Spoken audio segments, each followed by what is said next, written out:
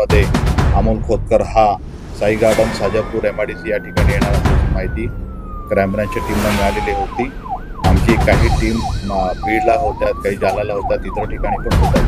त्याचबरोबर ही एक टीम जी होती त्याला माहिती मिळाल्यानंतर आमचे रवी दत्तात्रय गच्चे API त्याचबरोबर त्यांचे कर्मचारी त्या ठिकाणी गेलेले होते। आरोपींनी त्या ठिकाणी आल्यानंतर गाडीला आमचे अधिकारी कर्मचारी त्या ठिकाणी गेल्यानंतर ते कुठल्याही प्रकारे सरेंडर झाले नाही, परंतु आमच्या अंमलदारांच्या अंगावर त्यांनी गाडी घातलेली होती। त्या अनुषंगाने त्यांनी फायर पण केलेला होता। आमच्या अधिकाऱ्यांनी उत्तरादाखल दिलेल्या फायरिंगमध्ये जो आरोपी आहे, ज्याचं पूर्वीचं गुन्हेगार रेकॉर्ड आहे, अमोल खोतकर हा जखमी झाला। त्याच्या उजव्या दंडावरती मागच्या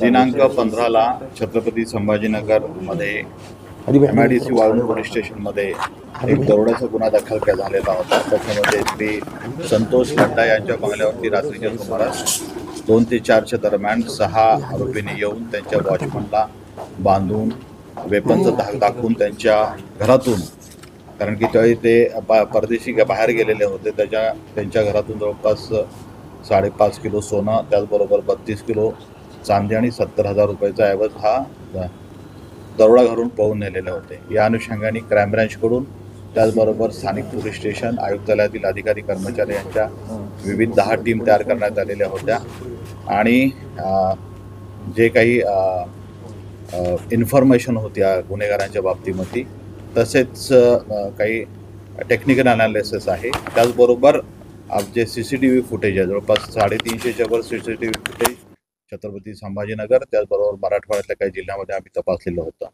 आणि अनुषंगाने 6 आरोपी जे आहेत त्या गुन्ह्यामध्ये निष्पन्न झालेले होते। त्याच्यापैकी 5 आरोपी हे काल क्राईम ब्रांचने आणि त्यांच्या टीमने हे पकडलेले होते। 6वा जो आरोपी आहे, जो काल छत्रपती संभाजीनगरमध्ये अमोल खोतकर हा साई गार्डन साजापूर MIDC या ठिकाणी येणार असल्याची माहिती क्राईम ब्रांचच्या टीमला मिळालेली होती। आमची काही टीम बीडला होत्या, काही जालन्याला होत्या, इतर ठिकाणी पण होत्या।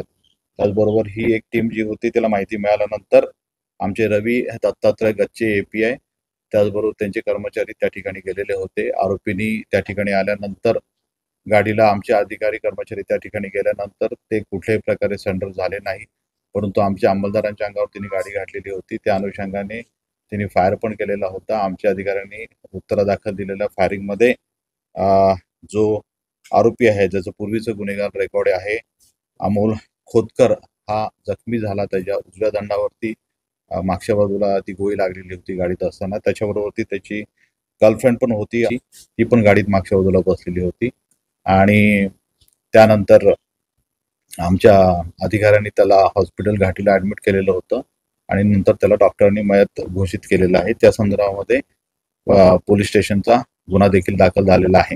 या गुन्ह्याच्या अनुषंगाने पोलीस आज आरोपींना कोर्टापुढे प्रोड्यूस करून PCR घेऊन गुन्ह्यात गेलेला माल जो आहे तो रिकव्हर करणार आहे।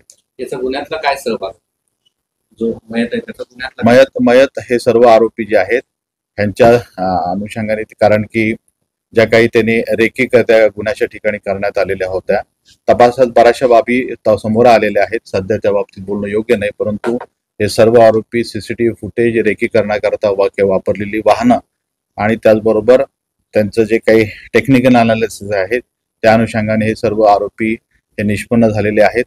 त्याचबरोबर त्यांच्याकडून काही मुद्देमाल देखील रिकव्हर करण्यात आलेला आहे, जो फिर्यादी आयडेंटिफाय केलेला आहे। त्याच्यामध्ये मुद्देमाल होता कुठला?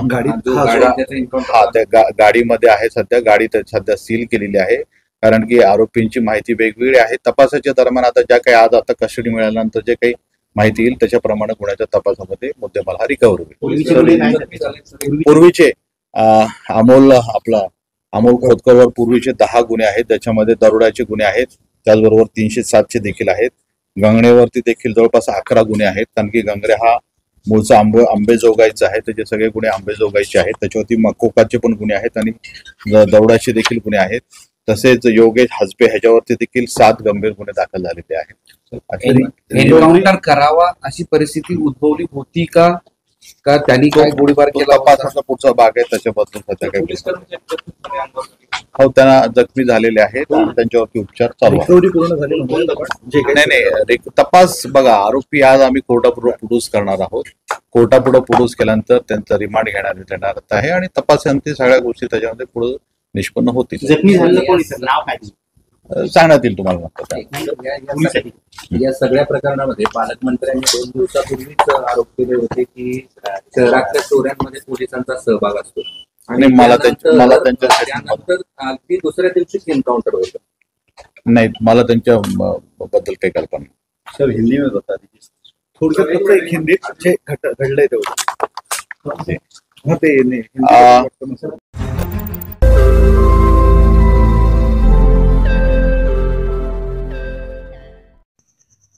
रोज नई खबरों को देखने के लिए हमारे औरंगाबाद समाचार चैनल को सब्सक्राइब कीजिए और नोटिफिकेशन पाने के लिए हमारे बेल आइकन को दबाइए ताकि हर खबर की नोटिफिकेशन आपको मिलती रहे।